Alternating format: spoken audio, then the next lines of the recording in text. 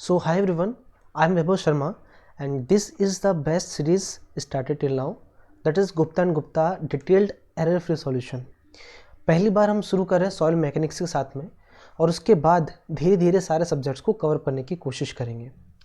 So this is a new channel and a new video uploadation, और उसके बाद हर बार शाम के टाइम 9 से 12 के बीच आपको एक नया वीडियो मिलने वाला है। जैसे कि आज सॉइल मैकेनिक्स के 1 से लेकर 50 क्वेश्चंस कवर अप हो रहे हैं, आने वाले नेक्स्ट टाइम पर बाकी के क्वेश्चंस और बाकी के सब्जेक्ट्स भी कवर अप होंगे। तो पहली बार सिविल इंजीनियरिंग की पूरी हिस्ट्री में ऐसा हो रहा है कि कोई एक ऐसा चैनल है जहाँ पर आपको सब कुछ मिलने वाला है। आपको अलग अलग चीज़ों के लिए अलग अलग जगह पर जाने की ज़रूरत नहीं है।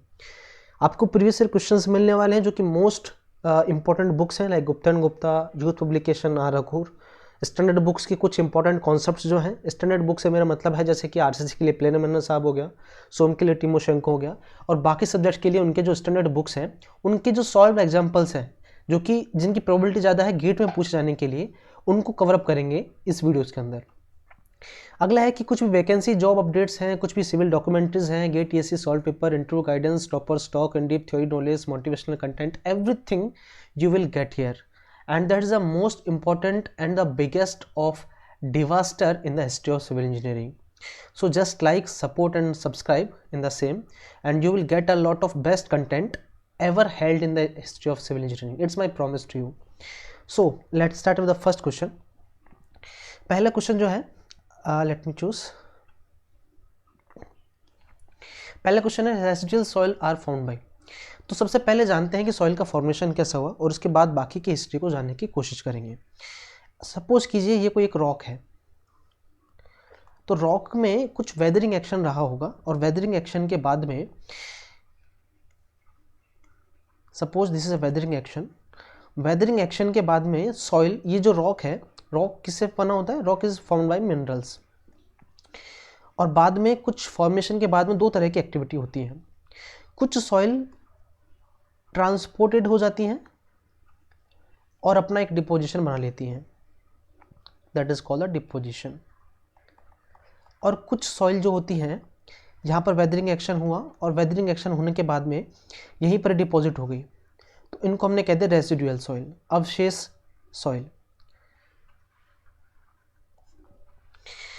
जो ट्रांसपोर्टेड सॉइल हैं उनको फर्दर क्लासिफाइड करते हैं उनके एजेंसी के आधार पर।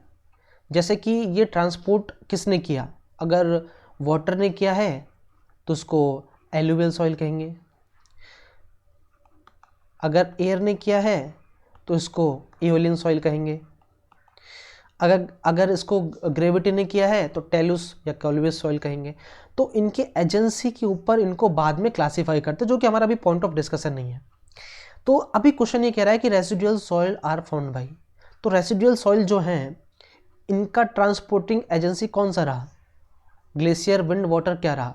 तो रेसिडुअल सॉइल वो सॉइल हैं जो कि वेदरिंग एक्शन के बाद बगैर किसी ट्रांसपोर्टेशन के रॉक के नीचे अपनी जगह पर बैठ गए, बगैर कोई विंड, बगैर कोई वाटर, बगैर कोई ग्लेशियर के मूवमेंट के।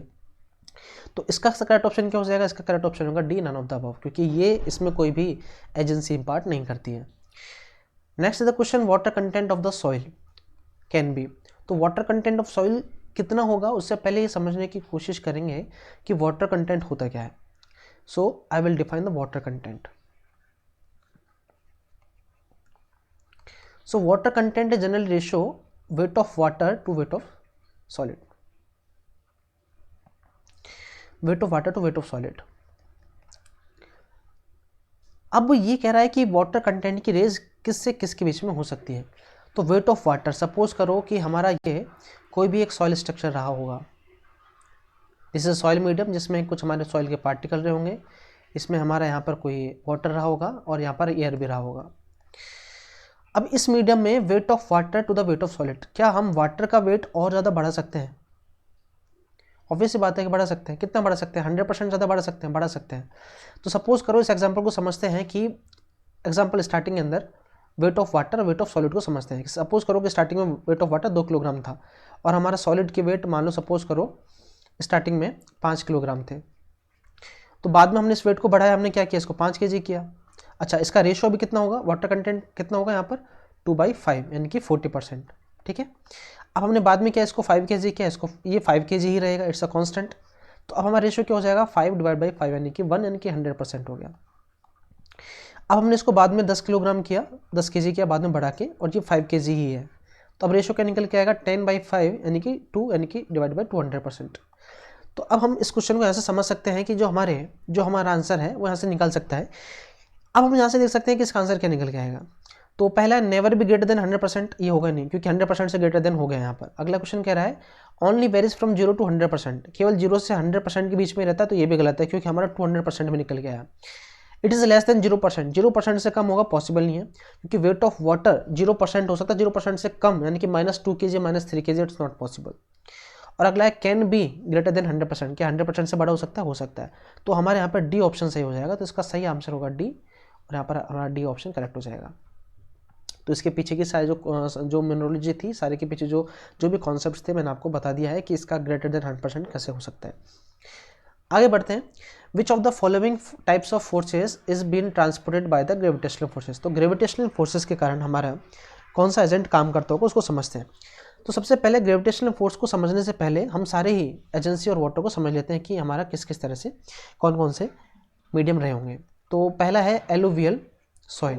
तो एलुवियल सॉइल का जो मीडियम है वो रहा होगा रनिंग वाटर, यानी कि जो रनिंग वाटर है उसने ट्रांसपोर्ट किया हमारे सॉइल को एक्शन के थ्रू। अगला है लेकस्ट्राइन।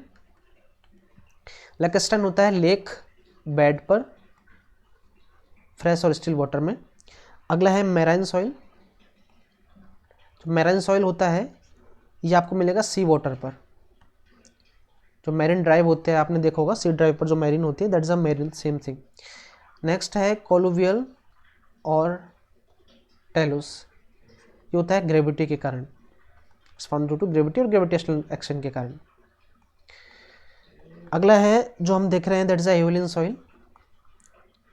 Aeolian soil is form by the air और wind. Next is loess soil. Loess soil is nothing but that is a wind blown silt. Wind blown silt. And next one more is there, marl soil. I am writing here marl soil, and marl soil is nothing but due to the decomposition of animal bones. ये animal bones के decomposition के कारण होता है। So now all the important factors I have considered here. अभी question कह रहा है कि what is the type of soil that is formed due to the gravitational forces. तो ग्रेविटेशनल फोर्सेस के कारण कौन सा होता है? तो we can say the colluvial और the talus soil. So we can refer the option as a B. अच्छा, इसमें अब होता क्या है, that is the most important thing to discuss. ये हमारा पार्ट है डिस्कशन का। यू कैन राइट हियर और you can just take a screenshot whatever you want. Now I am clearing it all. अब देखते हैं कि हमारा जो रॉक है, this suppose this kind of in rock, इसमें क्या होगा, इन्हीं के ग्रेविटेशनल फोर्सेस के कारण ये पार्टिकल धीरे धीरे यहाँ पे इरोड ऑफ कर जाएंगे, और इरोड ऑफ करते हुए ये स्ट्रक्चर को एक नया स्ट्रक्चर दे देंगे, वेदरिंग हो जाएंगे। तो ये पार्टिकल जिसमें कोई एक्सटर्नल मीडियम काम नहीं करता है, यानी कि एक्सटर्नल मीडियम के कारण ये वेदरिंग एक्शन नहीं हो रहा, बल्कि खुद के ही ग्रेविटेशनल एक्शन के कारण ये जो पार्टिकल्स हैं रोल ऑफ होते जा रहे हैं, और वहाँ से वेदरिंग होकर एक नई रॉक्स में फॉर्मेशन होते जा रहे हैं, एक सॉइल में फॉर्मेशन होते जा रहे हैं। तो ये जो जिस तरह का एक्शन है, ये जो सॉइल है ये बना है ग्रेविटेशनल फोर्सेस के कारण, जो कि इस रॉक के खुद के ही फोर्सेस, खुद के बड़े पार्टिकल ही अपने ऊपर फोर्सेस लगा रहे थे। और ये हो कैसे रहा है समझते हैं इसको थोड़ा सा, कि अगर ये कोई स्ट्रक्चर है, ये हमारा कोई पार्टिकल है, ऑब्वियस सी बात है इसका वेट कंपोनेंट है, इसका वेट कंपोनेंट इस डायरेक्शन में एक नॉर्मल फोर्स को जनरेट कर देगा, एक कंपोनेंट दे देगा इस डायरेक्शन में, ठीक है, एक कंपोनेंट जनरेट कर देगा। तो एक कंपोनेंट क्या करेगा, इस डायरेक्शन में हमारा मूवमेंट, इस डायरेक्शन में हमारा मूवमेंट करा देगा, और इस तरह से बाकी के पार्टिकल भी इसी डायरेक्शन में मूवमेंट कराने लग जाएंगे। तो इसके कारण क्या होगा, एक सॉइल बन जाएगा। उसी सॉइल को कहा गया हमने टेलुस सॉइल, या फिर इसको इसी का दूसरा नाम है कॉलुवियल सॉइल। तो दोनों में से कोई भी ऑप्शन होगा, you just tick the option as a B. तो ऑप्शन बी इज करेक्ट। आगे बढ़ते हैं। Fully saturated soil is said to be. अब फुल्ली सैचुरेटेड सॉइल का मतलब क्या है? तो तीन तरह के फेज हमें देखने को मिलते हैं। पहला फेज, ये हमारा एक ऐसा फेज है जिसमें हमारा मीडियम है सॉलिड, यानी कि यहाँ पर केवल सॉलिड है और एयर है। जिसमें सॉलिड और एयर है उसको हम कहेंगे ड्राई सॉइल। अगला मीडियम है जिसमें हमको दो फेज देखने को मिलते हैं, एक सॉइल और दूसरा फेज होता है वाटर का। तो सॉइल में जो वाटर ऐड है, सॉइल में जो वाटर ऐड है इसको हम कहेंगे सैचुरेटेड सॉइल। और जो तीसरा मीडियम है सॉइल का, उसके अंदर हम क्या कर रहे हैं, उसके अंदर हो ये रहा है, उसके अंदर तीन मीडियम है सॉइल के। पहला है सॉइल खुद, सॉइल यानी कि सॉलिड पार्टिकल जो खुद के हैं वो, इसके अलावा वाटर है और एयर भी है। इसको हम कहेंगे पार्शियली सैचुरेटेड, पार्शियली सैचुरेटेड। तो तीन तरह के हमें फेज देखने को मिलते हैं।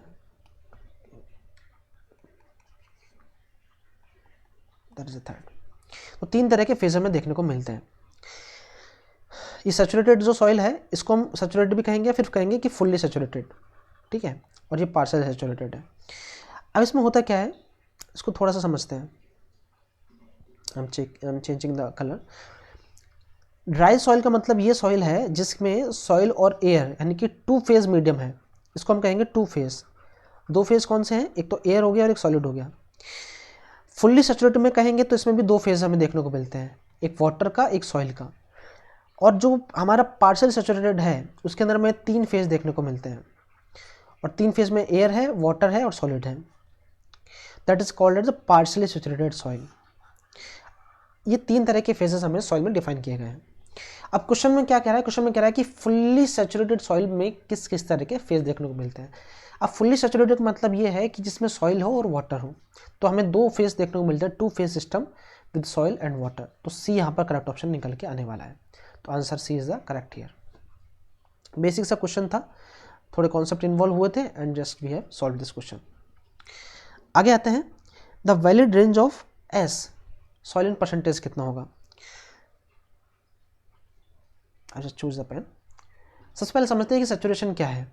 सैचुरेशन पता लगेगा then we will deal with the question very easily. Saturation होता है कि हमारे वॉइड्स में पानी कितना है, यानी कि volume of water occupied in volume of voids, that's saturation. अगर परसेंटेज में चाहिए वी विल मल्टीप्लाई बाई 100%। अब क्वेश्चन में, अब हम उसको थोड़ा सा समझते हैं बेसिक चीज़ की तरफ से। हमारा जो फेज डायग्राम है वही हमें समझने में हेल्प करता है इन चीज़ों को। तो पहला हमारा खुद का सॉइल हो गया, दूसरा हमारा यहाँ पे वाटर हो गया, और तीसरा हमारे यहाँ पर एयर हो गया। एक कॉन्सेप्ट भी है कि इनको इसी तरह डिफाइन क्यों करते हैं, सॉइल आता है फिर वाटर आता है फिर एयर आता है। तो इसके पीछे का कॉन्सेप्ट ये है कि जो सबसे ज़्यादा भारी होगा वो नीचे रखा जाएगा, जो कम भारी है वो थोड़ा ऊपर, और जो और कम भारी है वो सबसे ऊपर रखा जाएगा, ठीक है। इसका वेट ज़्यादा है, इसका वेट थोड़ा कम है, और इसका वेट सबसे कम है। तो इस तरह से फेज डायग्राम रखे गए तीनों के। अब कुछ में कह रहा है कि volume of water to the volume of voids, ठीक है, volume of water to the volume of water occupied that is saturation. अब समझने की कोशिश करते हैं कि सैचुरेशन की रेंज कहाँ से कहाँ हो सकती है। क्या ऐसा हो सकता है कि वॉल्यूम ऑफ वाटर जीरो निकल के आए सॉलिड मीडियम में, क्या ऐसा पॉसिबल है। तो आंसर है, I am really sorry, it's been changing actually, I am new to this platform so I am not been usually this. Answer है यस, कि वॉल्यूम ऑफ वाटर जीरो हो सकता है। और हमने इसको पहले पिछले फेज में भी समझा था, इस फेज के अंदर भी समझा था। I think I cleared, okay, no issue. Actually हमने इसको पिछले फेज में समझा था कि जब हमने दो फेज में डायग्राम रखे था, और उस फेज डायग्राम में यहाँ पर सॉइल था और यहाँ पर एयर था। तो ऐसा हो सकता है कि वॉल्यूम ऑफ वाटर ना हो किसी सॉइल के अंदर, तो पॉसिबल है। अगला ये कह रहे हैं कि क्या वॉल्यूम ऑफ वाटर पूरा वॉइड से भर जाए, ऐसा भी पॉसिबल है। तो ऐसा भी पॉसिबल है। इसको थोड़ा अलग तरह से समझते हैं।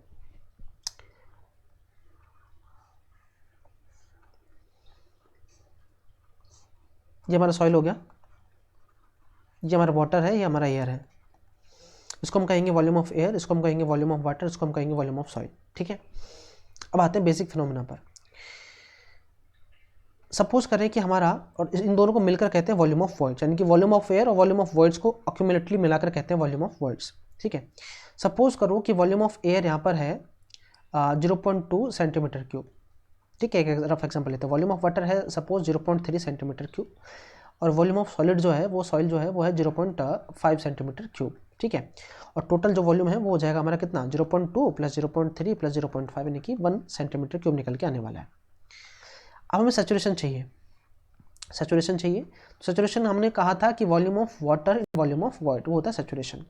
तो पहले वॉल्यूम ऑफ वाटर हम निकालेंगे कितना है 0.3 इन volume of void. Volume of void कितना है 0.2 प्लस 0.3, तो ये कितना निकल के आया 0.3 डिवाइड बाई 0.5 निकल के आया 60%, ठीक है। अब मैंने क्या किया दूसरे केस में, वॉल्यूम ऑफ जो वाटर है इसको बढ़ा दिया और इसको कर दिया मैंने 0.4 कर दिया, ठीक है। तो ये 0.1 हो जाएगा, 0.1 हो जाएगा। तो हमारा अब कितना निकल के आएगा, 0.4 डिवाइड बाई 0.1 इंटू 0.1 प्लस 0.4, यानी कि निकल के आएगा 0.4 डिवाइड बाई 0.5, यानी कि 80%। आई think I am clear with this. ये सेकंड पार्ट है। अब थर्ड पार्ट के अंदर मैं क्या कर रहा हूँ, थर्ड पार्ट के अंदर मैं ये कर रहा हूँ कि अब मैंने वॉल्यूम ऑफ वाटर को कर दिया 0.5 सेंटीमीटर क्यूब। तो volume of water 0.5 centimetre cube हो गया, यानी कि वॉल्यूम ऑफ जितना भी एयर था उसमें भी पानी भर दिया है, यहाँ पर भी पानी जो है भर दिया गया है, ठीक है, कंप्लीट।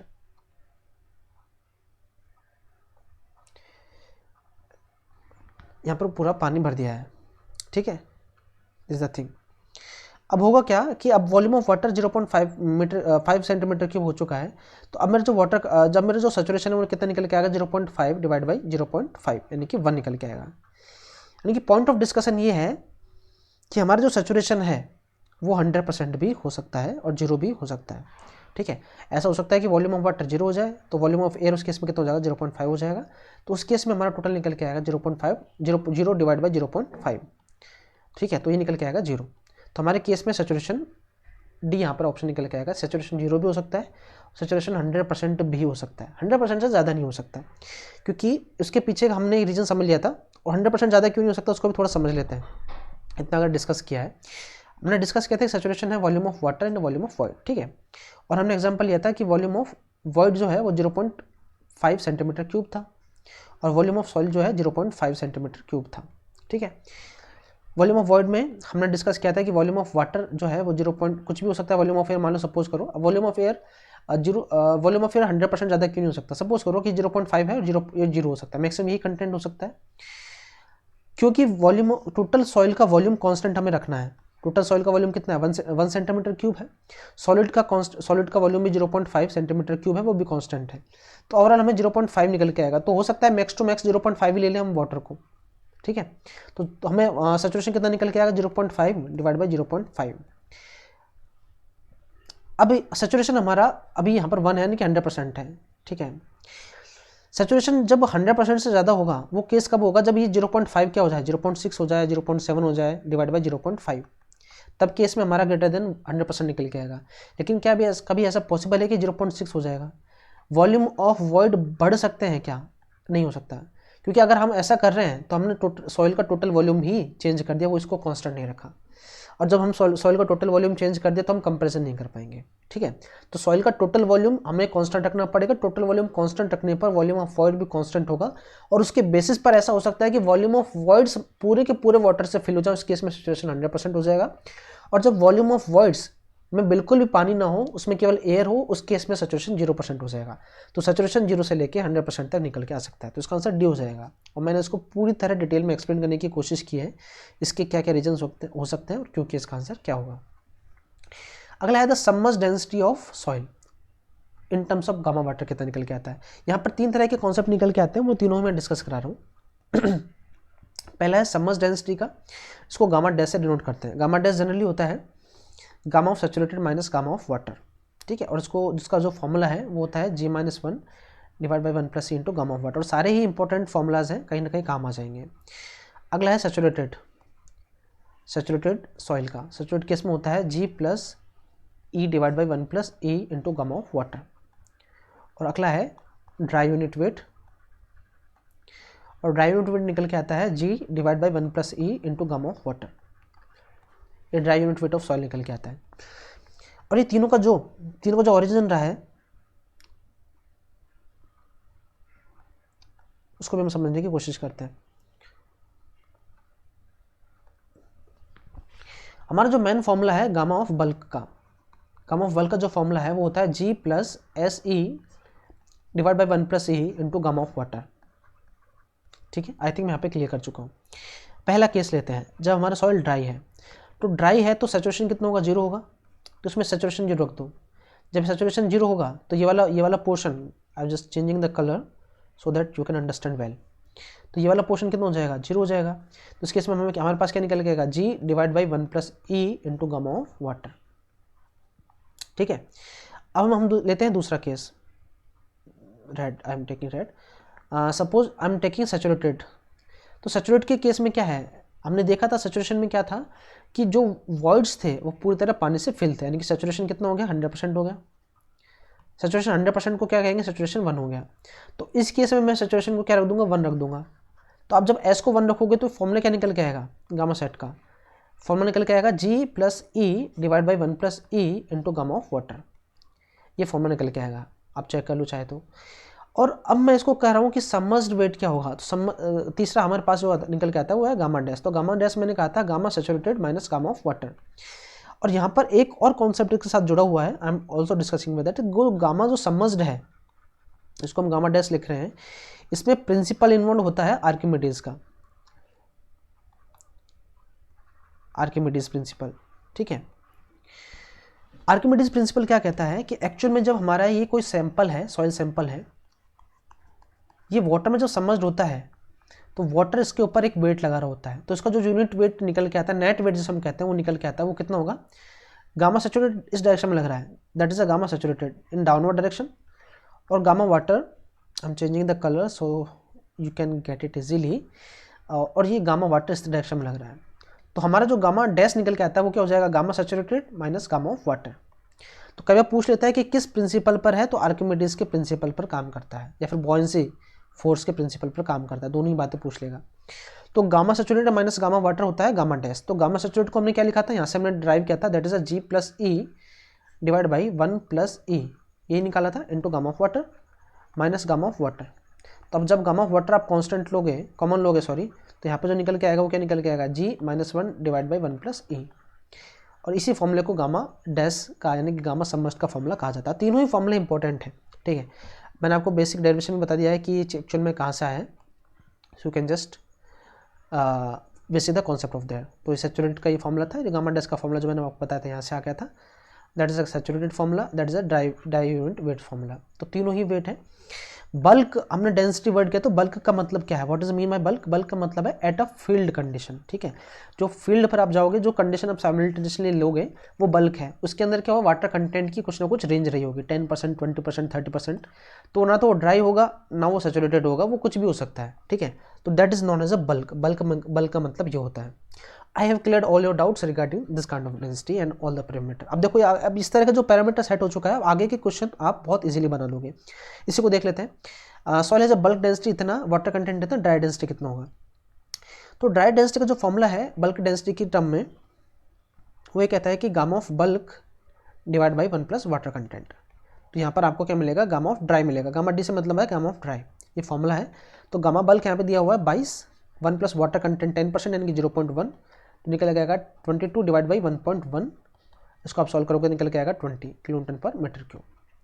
तो यहाँ पर 20 यानी कि B option is a correct option. ठीक है, तो ये ऑप्शन भी एक, ये जो फॉर्मूला ये भी इंपॉर्टेंट है। इसके अलावा एक और फॉर्मूला आपको बता रहा हूँ, वॉल्यूम ऑफ सॉलिड जो होता है, वॉल्यूम ऑफ सॉलिड होता है total volume divide by 1 plus e. ठीक है, ये भी फॉर्मूला भी इंपॉर्टेंट है और ये भी काम में आता है बहुत जगह। और एक फॉर्मूला है WG is equal to ES। इसके अलावा फॉर्मूला है वॉइड रेशियो का VV बटा VS, volume of void to the volume of solid. यहाँ पर सॉलिड है। ठीक है, और यहाँ से निकल के आता है पोरोसिटी का फॉर्मूला, वो निकल के आता है volume of void divide by total volume. और इन सारे फॉर्मूलाज को मैं आपको लिखाई देता हूँ यहाँ पर, एक थोड़ा टाइम लगेगा but you will revise all your concept here. तो इनको देख लेते हैं एक बार। ठीक है, ये सारे फॉर्मूलाज हैं। सबसे पहले जो फॉर्मूला है वो आता है वाटर कंटेंट का, जो हमने पहले पढ़ लिया था, WW divide by WS, wait of water into weight of solid, and it could be greater than 0%। 0% से बड़ा कुछ वैल्यू ले सकता है। दूसरा हमने पढ़ा था वेट ऑफ सॉलिड का, तो वेट ऑफ सॉलिड होता है total weight divide by 1 plus water content. यहाँ से हम कवर अप कर सकते हैं चीज़ों को। इसके बाद में तीसरा जो इंपॉर्टेंट फॉर्मूला है वो है वॉइड रेशियो का, E है, इसको कहते हैं वॉइड रेशियो। तो वॉइड रेशियो का फॉर्मूला निकल के आता है volume of void divide by volume of solid.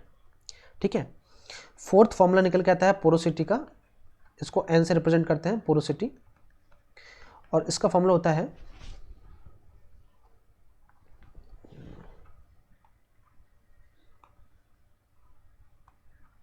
Actually ये पैकअप स्क्रीन में सारा कुछ निकाल दे रहा है, कोई बात नहीं, मैं दोबारा से लिख दे रहा हूँ।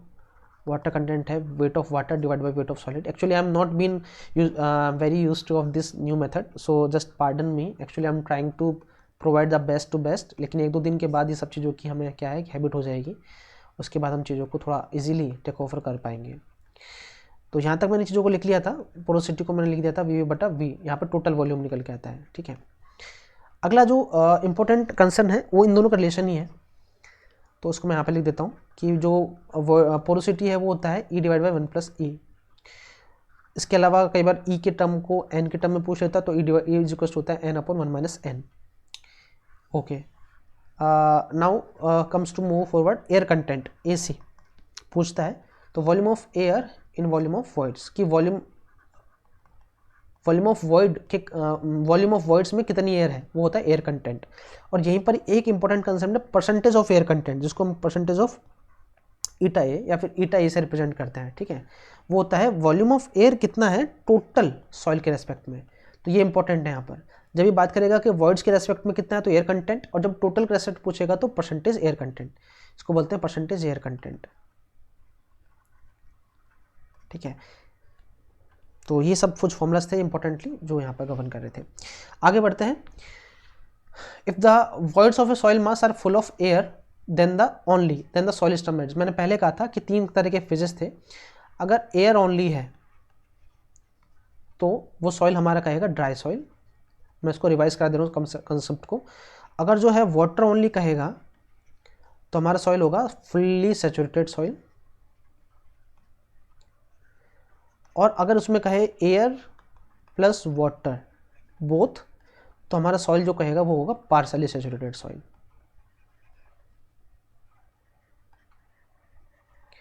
तो हमने तीनों तरह के फंक्शन को देख लिया है. अब कहते हैं the valid range of n the percentage voids is I have to okay the valid range of n the percentage voids is. Percentage voids मैंने अभी बताया था आपको, ईटा ऑफ एन से लिखते हैं, फिर कई बार ईटा ए से भी लिखते हैं, दोनों ही कंपेरिजन है. वो ये होता है कि वॉल्यूम ऑफ एयर कितना है टोटल वॉल्यूम सॉइल के मुकाबले.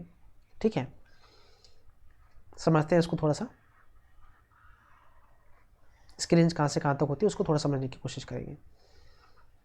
सपोज करो कि हमारे सॉइल है, ये वाटर है और ये हमारा एयर है. ठीक है, हमने वॉल्यूम ऑफ एयर सपोज करो स्टार्टिंग में लिया 0.2 सेंटीमीटर क्यूब. हमने वॉल्यूम ऑफ वाटर लिया सेम 0.3 सेंटीमीटर क्यूब, और वॉल्यूम ऑफ सॉइल ले लिया 0.5 सेंटीमीटर क्यूब. एक रफ कंपैरिजन, इजीली कंपैरिजन के लिए. तो टोटल कितना वॉल्यूम हो जाएगा? टोटल वॉल्यूम हो जाएगा 0.2 plus 0.3 plus 0.5 is equal to 1 centimetre cube. यहाँ तक आई थिंक कोई डाउट नहीं होगा. अब आते हैं क्वेश्चन की तरफ में. अब मैंने volume of air divide by total volume निकाला, तो कितना निकल के आया 0.2 डिवाइड बाई 1, यानी कि 20% निकल के आया. ये मेरा क्या है? ये मेरा है परसेंटेज एयर वॉइड्स. अब मैं इसमें क्या कर रहा हूँ कि इसको मैं बढ़ा रहा हूँ, और बढ़ाते बढ़ाते इसको मैं कहाँ तक ले जा सकता हूँ मैक्सिमम. इसको मैं ले जा सकता हूँ मैक्सिमम 0.5 तक, उसके बाद नहीं ले जा सकता, क्योंकि उसके बाद मेरे पास वर्ड्स खत्म हो जाएंगे. हो सकता है कि मैक्स टू मैक्स ये तो हो सकता है कि ये एयर जो है इसको मैं बढ़ा के कितना कर सकता हूँ, इसको बढ़ा के जो जितना भी वाटर है उसको मैं अगर चेंज कर दूँ एयर के मुकाबले में, इतना ही कर सकता हूँ मैक्सिमम इसको. तो इस केस के अंदर मेरा वॉल्यूम ऑफ एयर निकल के आएगा 0.5, इससे ज़्यादा मैं कर नहीं सकता. तो मैंने इसको 0.5 किया, 0.5 डिवाइड बाई 0.5, तो ये आया 1, यानी कि 100% आया. अब मैं 100% से ज़्यादा इसको मैं नहीं कर सकता. ठीक है, sorry, it's 0.5 divide by 1, not 100%, it's 0.5 divide by 1 है. ठीक है, तो ये हो जाएगा 50%. Okay, that is 50%. अब मैं इससे ज़्यादा इसको नहीं बढ़ा सकता, क्योंकि अगर मैं इसको इससे ज़्यादा बढ़ा रहा हूँ, 0.5 से ज़्यादा बढ़ा रहा हूँ, तो क्या होगा, मेरा वॉल्यूम ऑफ वॉइड खत्म हो गया है यहाँ पर, और है ही नहीं मेरे पास अवेलेबल. इसको मैं दूसरी तरह से समझते हैं, यहाँ पर वॉल्यूम ऑफ एयर है डिवाइड बाई टोटल वॉल्यूम, यानी कि volume of air plus volume of water plus volume of solid. ये है हमारा सवाल. हमारा जो सवाल है वो ये है कॉन्सेप्ट कि क्या ये 1 के बराबर हो सकता है. तो हमने इसको करके देख लिया कि हम ऐसा करके देख लेते हैं कि ऐसा हो जाएगा. तो हमने क्या किया कि वॉल्यूम ऑफ एयर इसको 1 के बराबर क्या हो जाएगा, मल्टीप्लाई कर देंगे volume of air plus volume of water plus volume of solid is equal to volume of air. तो वॉल्यूम ऑफ एयर से वॉल्यूम ऑफ एयर कट गया, तो यहाँ पे क्या आएगा, volume of water plus volume of solid is equal to 0. Soil के case में कभी ऐसा हो सकता है कि हम एक सॉइल की बात कर रहे हैं, जिसमें सॉइल भी नहीं है और वाटर भी नहीं है, यानी कि सॉइल का वॉल्यूम और वाटर, यानी कि हम जब सॉइल की बात करें तो उसमें सॉइल ही नहीं है, सॉलिड ही नहीं है और वाटर ही नहीं है। वाटर नहीं हो चलेगा, लेकिन जब सॉइल के केस में सॉलिड ही नहीं है तो सॉइल कैसे कहलाएगा? तो इसका मतलब मैं ये कह सकता हूँ कि is equal to 100% is not possible. मेरा कहने मतलब कंसर्न ये है। तो ये 0 से 100 के बीच में कोई भी एक वैल्यू ले लेगा, लेकिन कभी भी 100% नहीं होगा। इंपॉर्टेंट कंसर्न था। और ऐसा क्यों हो रहा है? सपोज समझो इस बात को भी, जैसे जैसे मैं वॉल्यूम ऑफ एयर मान लो सपोज करो उसको बढ़ा रहा हूँ, उसके साथ साथ बेस में भी वॉल्यूम ऑफ एयर है तो ये भी बढ़ रहा है, यानी कि ये ठीक इस तरह से 2/3 है, उसको मैं बढ़ा रहा हूँ, इसको बढ़ा रहा हूँ, तो ये उसके बाद में 3/4 हो जा रहा है, उसके बाद में 4/5 हो जा रहा है। तो कभी भी ये वैल्यू इसके सेम नहीं होगी, ठीक है? तो ये कभी भी एक के बराबर नहीं होगा। आई am clear at this point now.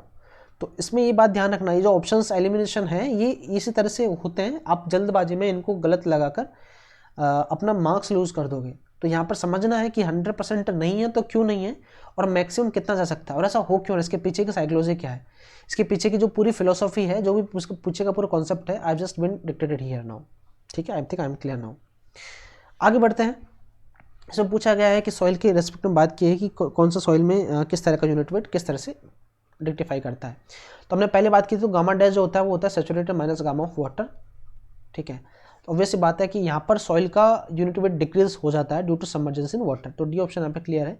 उसको मैंने समझाया भी था कि हमारी जिस तरह की यहाँ पर अगर कोई सॉइल के पार्टिकल्स भी हैं, ये हमारे सॉइल के पार्टिकल हैं, और उसके बीच में यहाँ पे बॉयंसी फोर्स लग रहा होगा कोई ना कोई, तो ये बॉयंसी फोर्स यहाँ पर लग रहा होगा और ये अपवर्ड डायरेक्शन में एक्ट कर रहा होगा, इसके कारण इसका वेट क्या हो जाता है, डिक्रीज हो जाता है। आगे बढ़ते हैं। Void ratio of a soil mass. Okay, तो वॉइड रेशियो की बात कर रहे हैं ई की, तो वॉइड रेशियो होता है ई बराबर वी बटा वी एस। अब मुद्दा ये है कि ये कितना हो सकता है। तो अब देखो, volume of void to the volume of solid, क्या volume of void volume of solid के बराबर हो सकता है? हो सकता है। वॉल्यूम ऑफ वॉइड बढ़ते बढ़ते वॉल्यूम ऑफ सॉलिड के बराबर हो जाए तो ये 1 भी हो सकता है। और हमने इसको बहुत बार देखा था, वापस से इसको फेज डायग्राम से देख लेते हैं। ये सॉइल है, ये वाटर है, यहाँ पर एयर है। अब हम बात करें वॉइड रेशियो के लिए, तो वॉइड रेशियो है वॉल्यूम ऑफ वॉइड, तो वॉल्यूम ऑफ वॉइड का मतलब क्या होगा, एयर और वाटर, और यहाँ पे सॉलिड हो गया। सपोज करो कि वॉल्यूम ऑफ एयर 0.2 है, वॉल्यूम ऑफ वाटर 0.3 है, और वॉल्यूम ऑफ सॉइल जो है वो 0.5 है। ठीक है, तो अब जो इंपॉर्टेंट कंसर्न है वो ये है कि अब अगर मैं वॉइड रेशियो निकालूँ तो कितना निकल के आता है, volume of void to the volume of solid. तो वॉल्यूम ऑफ वॉइड कितना निकल के आता है, 0.2 प्लस 0.3 डिवाइड बाई 0.5, तो निकल के आएगा 1, यानी कि 1 वैल्यू ले सकता है। 1 से बड़ा हो सकता है, 1 से बड़ा भी हो सकता है, नो डाउट। ठीक है, अब देखो इसको अगर मैं एग्जांपल ले लूँ, ऐसा कोई 0. सपोज करो 0.4 हो और ये 0.4 हो। ठीक है, तो अब दोनों को वॉइड निकालो कितना आ रहा है। अब वॉइड निकल के आ रहा है 0.4 प्लस 0.2 डिवाइड बाई 0.4। अब इसको सॉल्व करोगे तो 0.6 डिवाइड बाई 0.4, तो 1/3 इनकी 1.5 निकल के आ गया। तो वॉइड रेशियो 1 से बड़ा भी हो सकता है। तो वॉइड रेशियो, हमारे तो 2 कॉन्सेप्ट यहाँ पे क्लियर हुए। ठीक है, पहली बात तो ये कि वॉइड रेशियो 1 से बड़ा भी हो सकता है। क्यों हो सकता है, ऐसा क्यों हो रहा है, क्योंकि नीचे जो है वो सॉलिड है, नीचे जो है वो सॉलिड है। अगर यहाँ पर टोटल सॉइल होता तो ये नहीं होता, तो फिर नहीं हो सकता था। क्यों नहीं हो सकता था, क्योंकि वॉल्यूम ऑफ वॉइड भी होता है, यहाँ पे क्या होता है, volume of void plus volume of solid. तो इसको बढ़ाते तो साथ में ये भी बढ़ता, यानी कि न्यूमरेटर भी बढ़ता और डिनोमिनेटर भी बढ़ता, तो वो कभी भी 1 के बराबर नहीं हो सकता, और 1 से बड़ा तो होने का सवाल ही पैदा नहीं होता। दूसरा कंसर्न जो हमारा इंपॉर्टेंट डिस्कशन का है कि क्या वॉइड रेशियो 0 हो सकता है, उसको भी देखते हैं। सपोज करो कि हमने बात की कि volume of void to the volume of solid, और ये हमारा हो गया 0 के बराबर। इसका मतलब क्या है, इसका मतलब ये है कि इसको हमने मल्टीप्लाई कर दिया तो क्या आ गया, volume of void equals to 0। क्या सॉइल के केस में वॉल्यूम ऑफ वॉइड 0 हो सकते हैं? जवाब है नहीं। अगर वॉइड ही नहीं होंगे तो उसको सॉइल नहीं कहेंगे, उसको हम कहेंगे रॉक। ठीक है, तो ये बात रॉक के केस में होती है जहाँ पर वॉइड्स नहीं होते, और उसी के कारण क्या होती है, रॉक की जो स्ट्रेंथ होती है, बियरिंग कैपेसिटी होती है, मैक्सिमम निकल के आती है, क्योंकि उसमें वॉइड्स क्या होते हैं, 0 होते हैं। लेकिन इस केस में वॉल्यूम ऑफ वॉइड 0 नहीं हो सकता।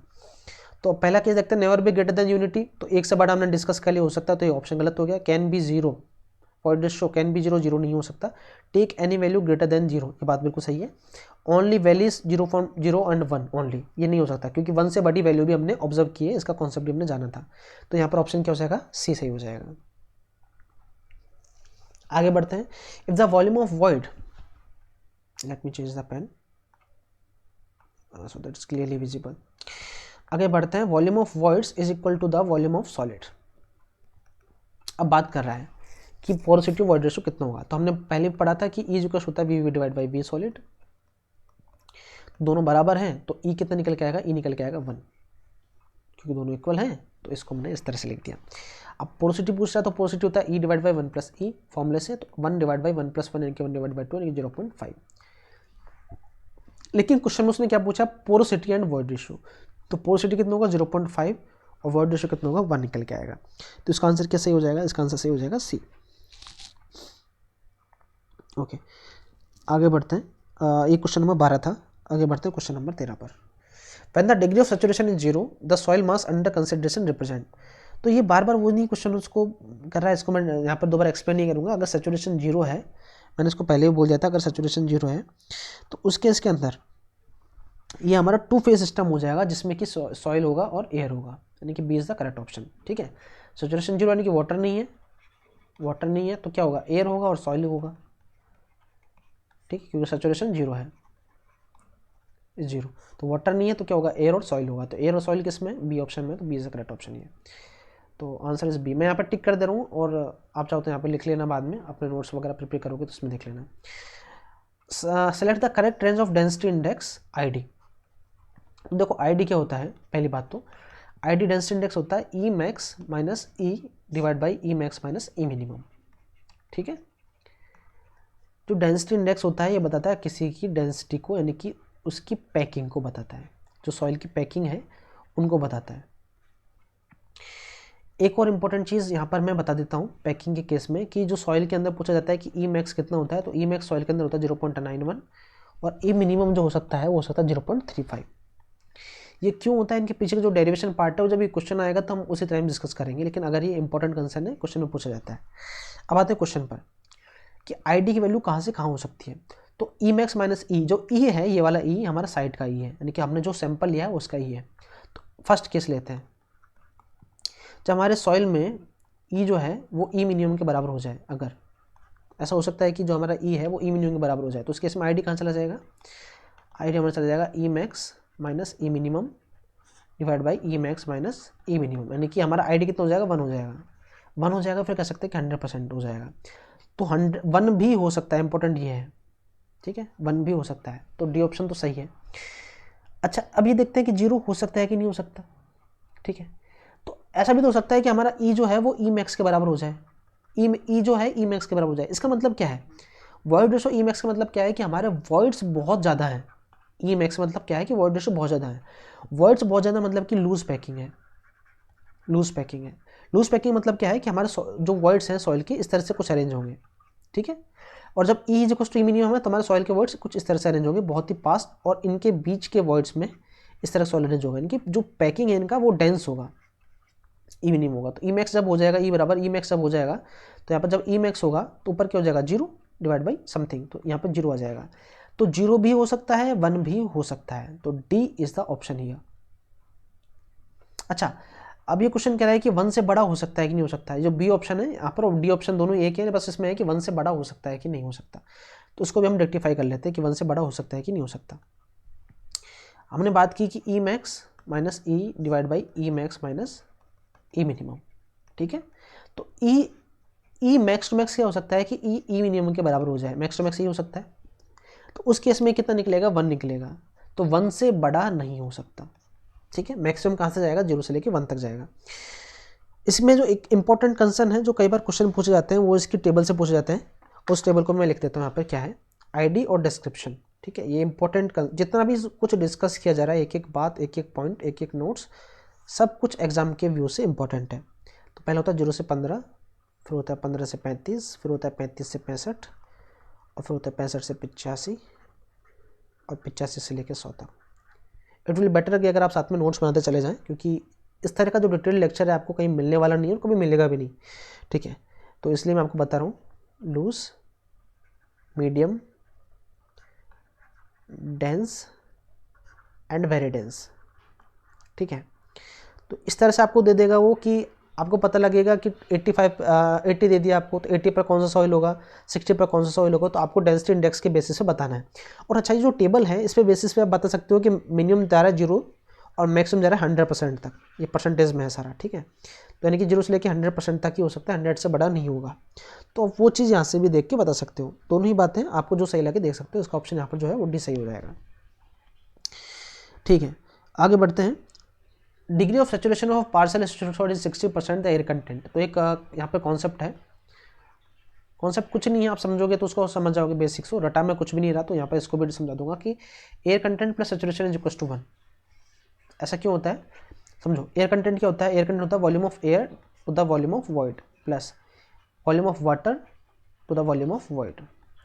अब जब एलसीएम लोगे तो क्या आ जाएगा, वॉल्यूम ऑफ वॉइड आ जाएगा, ठीक है। यहाँ पे क्या आ जाएगा, वॉल्यूम ऑफ एयर, यहाँ पे क्या आ जाएगा, वॉल्यूम ऑफ वाटर आ जाएगा। और वॉल्यूम ऑफ एयर और वॉल्यूम ऑफ वाटर को क्या कहते हैं, वॉल्यूम ऑफ वॉइड कहते हैं, दोनों को मिलाकर to the volume of void. और ये कट के कितने बराबर हो जाएगा, 1 के बराबर हो जाएगा। तो ये कॉन्सेप्ट लगता है air content plus saturation equal to 1। अब क्वेश्चन में क्या कहा है, क्वेश्चन में कहा है कि सेचुरेशन जो है वो 60% है, सेचुरेशन 60% यानी 0.6 है। तो एयर कंटेंट कितना हो जाएगा, एयर कंटेंट हो जाएगा 1 माइनस 0.6 यानी कि 0.4 और 40%, ठीक है। तो 40% मतलब क्या है कि A is the correct option है। आगे बढ़ते हैं। The water content of fully saturated soil mass is 100% then the void ratio is example of. देखो एक फॉर्मूला मैंने बताया था आपको, WG=ES। अलग अलग लोग इसको अलग अलग बोलते हैं, कुछ लोग इसको बोलते हैं SE=WG भी बोलते हैं, यानी कि इसको सहवाग से याद रखते हैं लोग का। तो आप चाहें तो इसको ऐसे भी याद रख सकते हैं, ठीक है। तो आपको जो सही लगे, आपको कह रहा है कि सेचुरेशन जो है 100% है, यानी कि एस तो हो गया हमारा 100% यानी कि 1 हो गया, into E is water content जो है वो 100% है, तो यानी कि ये 1 हो गया इंटू G। तो तो कह रहा है कि वॉइड रेशियो जो sample of equal to, void ratio किसके बराबर हो जाएगा, G के बराबर हो जाएगा, ठीक है। तो वाटर, देखो water, if the water content जो है वो 100% है सेचुरेशन में, फुली सेचुरेटेड में, तो वाटर कंटेंट 100% रख दिया, फुल्ली सेचुरेटेड है मतलब सेचुरेशन 1 हो गया, फुल्ली सेचुरेटेड है, तो वॉइड रेशियो जो है वो स्पेसिफिक ग्रेविटी के बराबर होता है, तो equal to specific gravity of the soil. तो बी से करेक्ट ऑप्शन ये। आगे बढ़ते हैं। The ratio of volume of voids to the total volume of soil mass, ठीक है। तो वॉल्यूम ऑफ वॉइड से पूछ रहा है टोटल वॉल्यूम, तो टोटल पूछ रहा है इसलिए इसका आंसर क्या हो जाएगा, पोरोसिटी हो जाएगा, no doubt B is the correct option. अच्छा, अगर इसमें पूछता कि volume of void to the solid, तो मैं क्या करता है इसमें, फिर इसको करता वॉइड रेशियो, ठीक है। तो एक छोटा सा फर्क है यहाँ पर, आपको देखना पड़ेगा कि यहाँ पर टोटल के रेस्पेक्ट में पूछा है कि सॉलिड के रेस्पेक्ट में पूछा है, आपका आंसर चेंज हो जाएगा। तो यहाँ पर इसका आंसर हो जाएगा बी। आगे बढ़ते हैं। Relative density of A compacted dense sandstone. देखो ये क्वेश्चन ऐसा है जो कि एक कॉमन सेंस पर बेसिस है, ठीक है, ये कॉमन सेंस पर बेसिस है। पहली बात तो हमने पूछा रिलेटिव डेंसिटी यानी कि ID, जो हमने पढ़ा था पहले ही, वो 100% ज़्यादा तो हो नहीं सकता, डी ऑप्शन तो चला गया। अब वो कह रहा है कि कॉम्पैक्टेड, जब आप कॉम्पैक्ट करते हो तो E आपका टेंस करता है, E जो है आपका टेंस करता है E मिनिमम की तरफ, यानी कि वॉइड रेशियो मिनिमम हो रहे होते हैं जब आप कॉम्पैक्ट करते हो, ठीक है। अब देखो हमने पढ़ा था जो रिलेटिव डेंसिटी या डेंसिटी इंडेक्स है उसको हम लिखते हैं E max minus E divide by E max minus E minimum, यहाँ तक ठीक है। अब जो E है वो E मिनिमम की तरफ जब टेंस कर रहा होगा तो हमारा ID भी टेंस कर रहा होगा, किसकी तरफ में, टेंस कर रहा है, ठीक है। तो ये टेंस कर रहा होगा 1 की तरफ, यानी कि 1 की तरफ जा रहा होगा, टेंस से मतलब 1 की तरफ। तो ऐसा ऑप्शन जो 1 के बहुत करीब है वो हमारा इसका क्वेश्चन का आंसर होगा। तो 1 के करीब ऑप्शन कौन सा है, C 0.95। इसने क्वेश्चन को इस तरह फ्रेम किया है कि आप अपना कॉमन सेंस यूज करके आंसर दो। 1 के करीब 1.2 भी था लेकिन 1.2 हो नहीं सकता, इसलिए 1 के करीब 0.95 हो गया, ठीक है। आगे बढ़ते हैं। If the sand in situ is in a densest state, densest state तो रिलेटिव डेंसिटी कितना होगा, वापस से वही कॉन्सेप्ट लगाना है। ID जो होता है वो होता है E max minus E divide, देखो आप अगर आप समझ रहे होंगे यहाँ पर कि मैंने जिस तरह से अपना फ्रेमवर्क बनाया है, सारे क्वेश्चन एक के बाद एक इंटरलिंक्ड है और होते जा रहे हैं सॉल्व, ठीक है।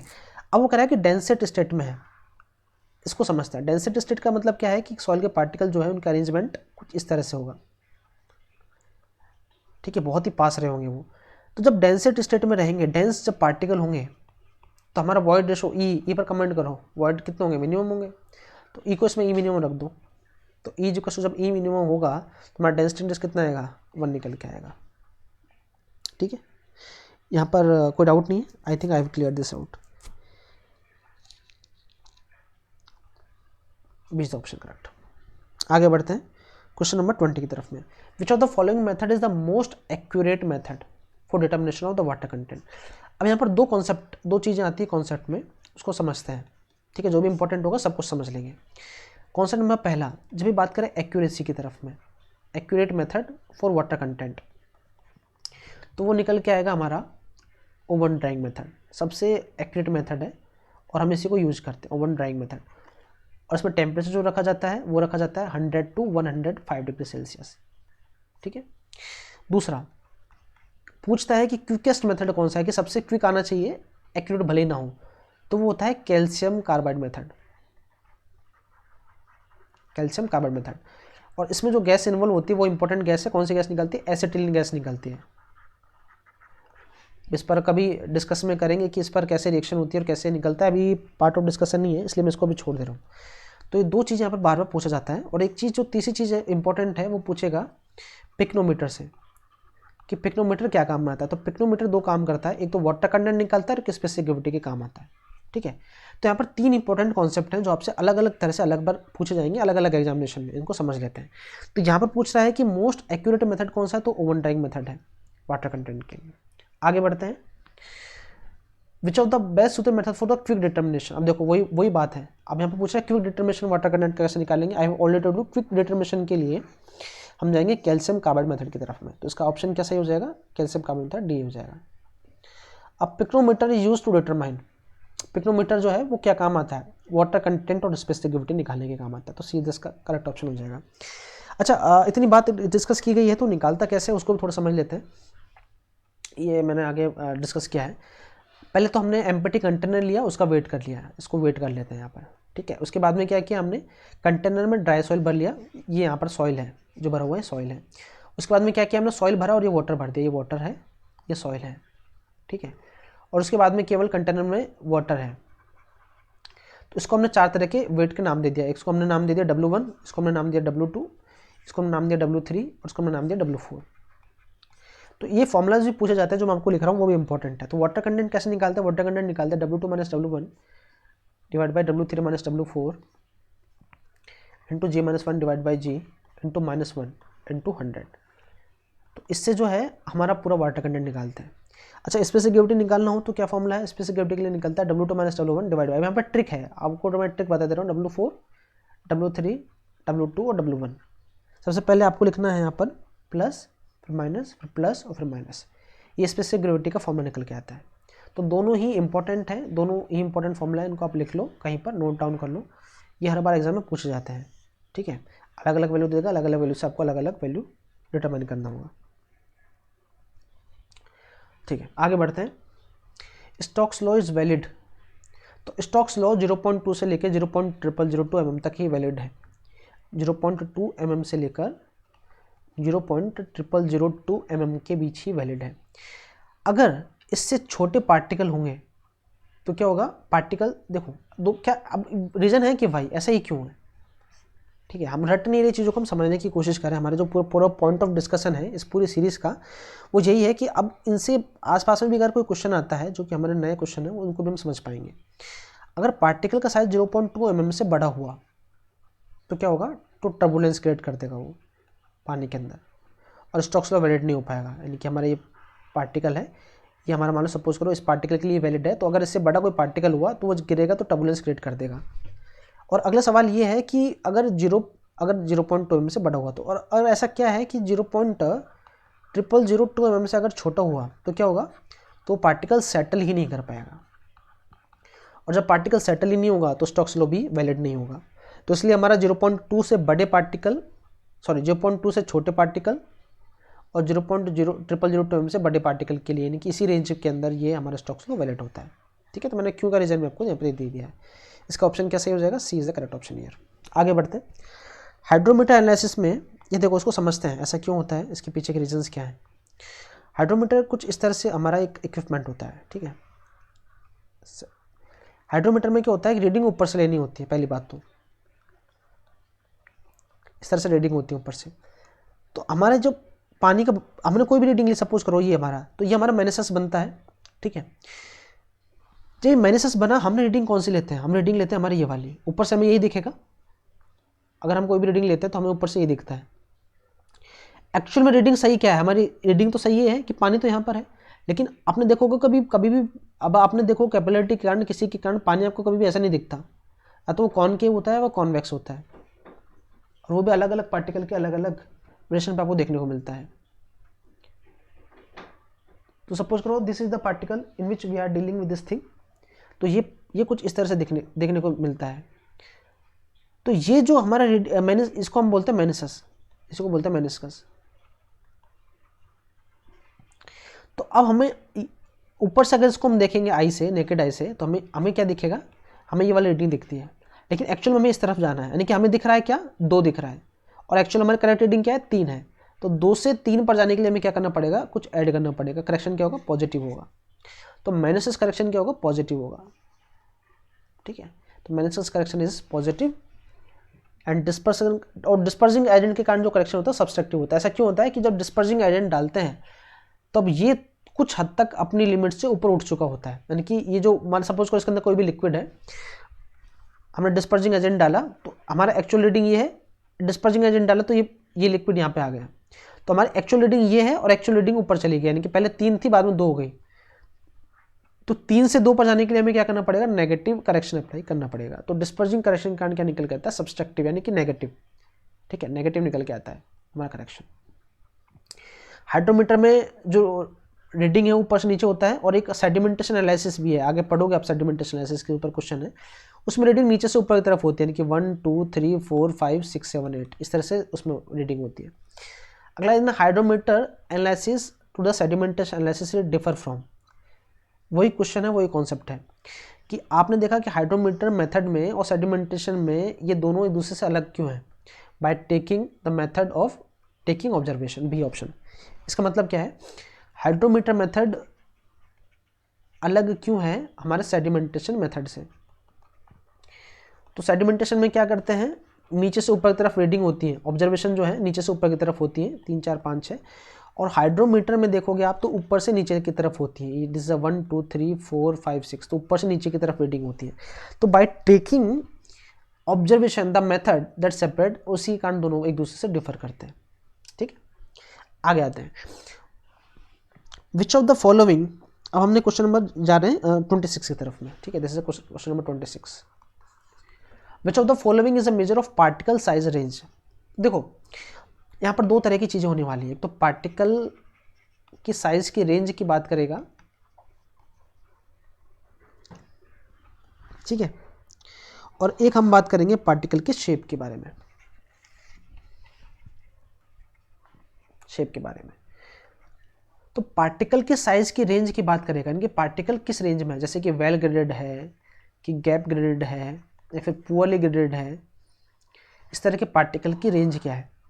और पार्टिकल शेप में हम पार्टिकल के शेप की बात करेंगे। ठीक है, तो जो पार्टिकल साइज रेंज की बात करेंगे, well graded, gap graded, poorly graded, इस तरह की बात करेंगे साइज रेंज की, तो हम बात करेंगे कोएफिशिएंट ऑफ यूनिफॉर्मिटी का। और पार्टिकल शेप की बात करेंगे अगर, तो हम बात करेंगे सीसी का, कोएफिशिएंट ऑफ कर्वेचर का। ठीक है, इसको हम कहेंगे कोएफिशिएंट ऑफ कर्वेचर। तो ये इंपॉर्टेंट कंसर्न है, इसको याद रखना। पार्टिकल शेप पूछा है कि साइज का रेंज पूछा है। कुछ और इंपॉर्टेंट कंसर्न है, समझ लेते हैं। सी जो होता है वो होता है D60 divide by D10। D60 का मतलब क्या है कि वो डायमीटर सीव का जिससे कि 60% पार्टिकल पास कर रहे हैं, और D10 का मतलब क्या है, सीव का वो डायमीटर जिससे कि 10% पार्टिकल पास कर रहे हैं, दैट इज सीव, इसको कहते हैं कोएफिशिएंट ऑफ यूनिफॉर्मिटी। अगला होता है CC, जिसको कहते हैं कोएफिशिएंट ऑफ कर्वेचर, वो होता है D30 का square into D60 into D10। ठीक है, ये कोएफिशिएंट ऑफ कर्वेचर निकल के आता है। ये दूसरा पॉइंट ऑफ डिस्कशन था।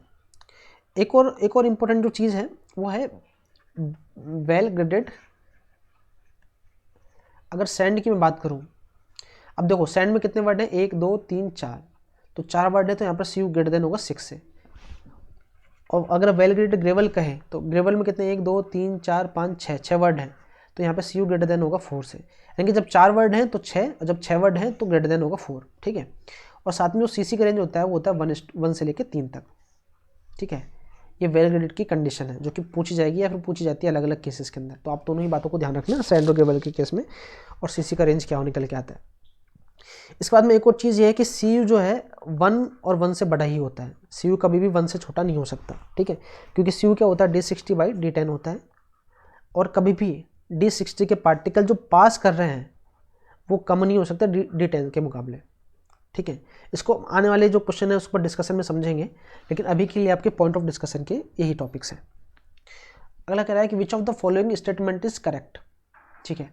Uniformity coefficient represent the shape of particle, shape of particle हमारा CC रिप्रेजेंट करता है, नहीं कोएफिशिएंट ऑफ कर्वेचर रिप्रेजेंट करता है, यूनिफॉर्मिटी नहीं करता। Fall A well graded soil both coefficient of unity coefficient of curvature R nearly unity, गलत है। यूनिटी के पास, यूनिटी का मतलब 1 के पास नहीं होता है, बल्कि वेल ग्रेड के पास में क्या होता है, अगर सॉइल के केस में जनरली ग्रेटर देन 6 होता है। A soil is said to be well graded if it is most of the particle are the same size, गलत है। अच्छा, इसको भी समझते हैं थोड़ा सा कि वेल ग्रेड क्या है, पोली ग्रेड क्या है, गैप ग्रेड क्या है। देखो वेल ग्रेड का मतलब क्या होता है उसको समझते हैं थोड़ा सा। वेल ग्रेड का मतलब है कि अगर हमारे सॉइल का पार्टिकल है, इसमें हर तरह के पार्टिकल हैं, छोटे भी हैं, बड़े भी हैं, और बड़े भी हैं, और बड़े भी हैं।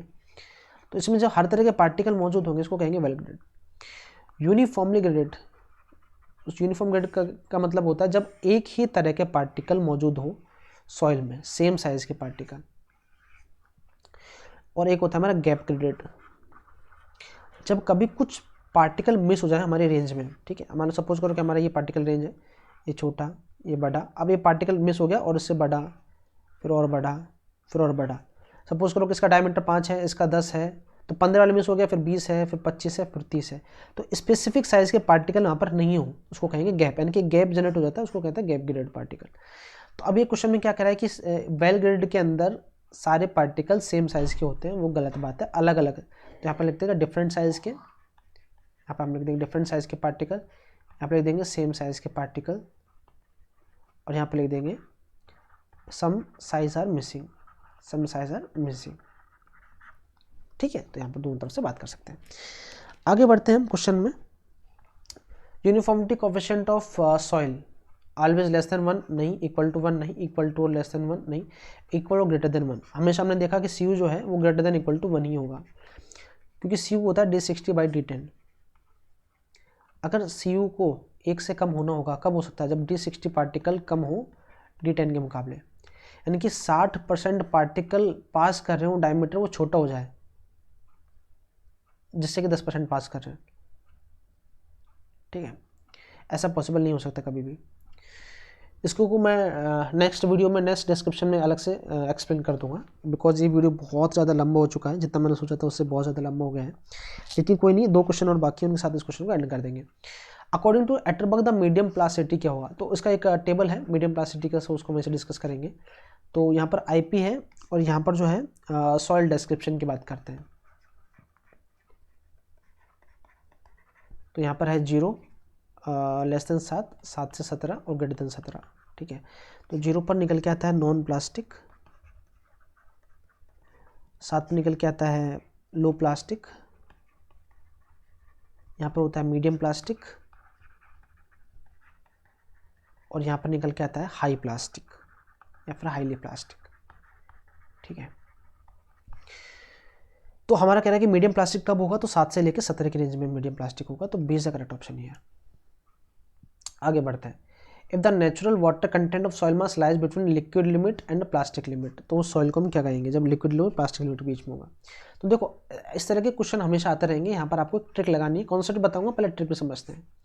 जब भी कह रहा है कि liquid limit and plastic limit, कभी पूछेगा कि प्लास्टिक लिमिट और लिक्विड लिमिट, तो इस केस के अंदर, या फिर कई बार आपको कुछ और पूछता है, ठीक है। इस केस के अंदर आपको क्या करना पड़ता है, जो सेकंड वाला वर्ड है वही हमारा आंसर हो जाता है। अभी पूछ रहा है कि लिक्विड लिमिट और प्लास्टिक, तो दूसरा वाला वर्ड क्या है, प्लास्टिक लिमिट, इसका आंसर हो जाएगा प्लास्टिक स्टेट। जब पूछे कि प्लास्टिक को लिक्विड में, तो हमारा जो दूसरा वर्ड क्या है, लिक्विड, तो यहाँ पर लिमिट हो जाएगी प्लास्टिक लिमिट, यहाँ पर लिमिट हो जाएगी लिक्विड लिमिट।